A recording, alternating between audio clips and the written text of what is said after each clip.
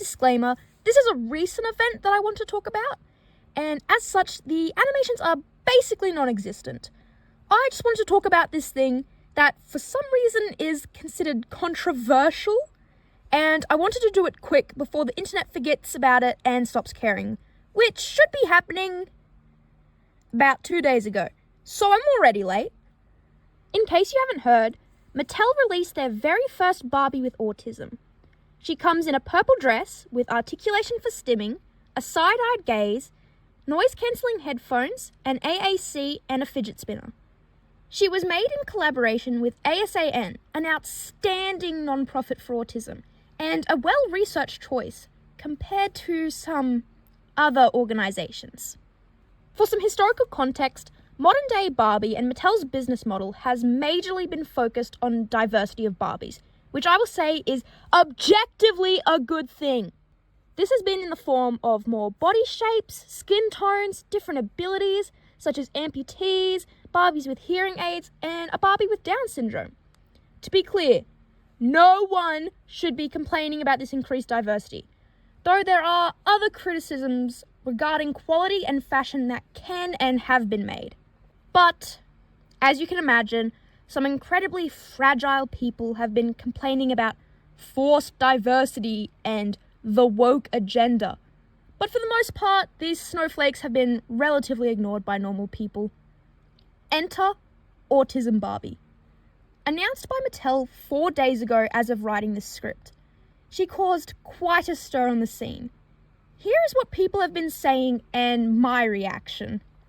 First, some people are saying that by making this one Barbie autistic, it means that all other Barbies are not autistic. Which is such a stupid argument. Barbie is literally all about imagination and being anything she wants to be. There's not really a canon Barbie. This doll just provides some specific accessories for an autistic character. No different to how a chef Barbie comes with a whisk or a ballerina with a tutu. Does that mean that every other Barbie who isn't in a tutu can't be a ballerina? No, because that's silly. I am certain that many children have played with an autistic Barbie in their games. They just didn't need a specific autistic Barbie to do so. Before there was a lesbian Barbie, trust me when I say I was making my Barbies kiss. People are complaining that it's stereotyping, that it's going to confuse people, and if a person does not resemble Autism Barbie, others will say, well, you don't look autistic. People have already been saying that. But that's an entirely different issue and besides the point. No one should be influenced by a Barbie of all things to then tell someone they do not look autistic. And if that's the only outcome you think this doll can have, that is really sad for you. Think of all the good she can do. Remember, this is ultimately a child's play toy. So if a little autistic girl wants to play with the communication device, then I am so happy she can. Ultimately, representation does matter, even if it's forced. This is not really to the same degree, but when I was 13 and the first curvy Barbie was released, me and my best friend, who were both curvy ourselves and very self-conscious at that age, raced out to go get her. We loved our curvy Barbie, because even though stereotypical Barbie is fun to play with, we didn't really relate to her. Sometimes just seeing yourself reflected and normalized is amazing, and I hope that every child who can relate to this doll is allowed to and feels seen. We know autism is an invisible illness. No, it is not disrespectful for Mattel to make a Barbie with some physical attributes to signify her autism. Otherwise, it would just be any other Barbie. Y'all are just looking for something to complain about because I know full well if Mattel just slapped the autism label on any other doll, it would not be enough and just a money grab. Not to mention, she was made specifically by a reputable autistic non-profit with autistic people at the helm and based on a real-life autistic person. It's a cash grab. Duh. You say that as if it's not obvious? Mattel is a business first and foremost. They wouldn't advertise or produce anything that would not be profitable. Yet, I never see anyone complaining that advertising of a blonde hair white Barbie is a cash grab. Strange, isn't it? Anyway, I would prefer my cash grabs to be aimed at representing young girls, so win-win, baby. Can we chill it with the bean soup already? Yes, we know autism is a spectrum. Not every autistic person looks like this Barbie. But I have seen people saying, well, actually, autism doesn't look like that. Yes, it does. It absolutely can and does. It can also look different. But the fact that Mattel even tried is a good thing. We want them to try. Once upon a time, there was no black Barbie, but they tried. And sure, it wasn't perfect at the start. Not every black person could relate to her, but they kept trying and getting better. The worst thing to come from this bean soup argument is AI Barbies. I am actually having a stroke. Everyone is prompting these hideous AI Barbies.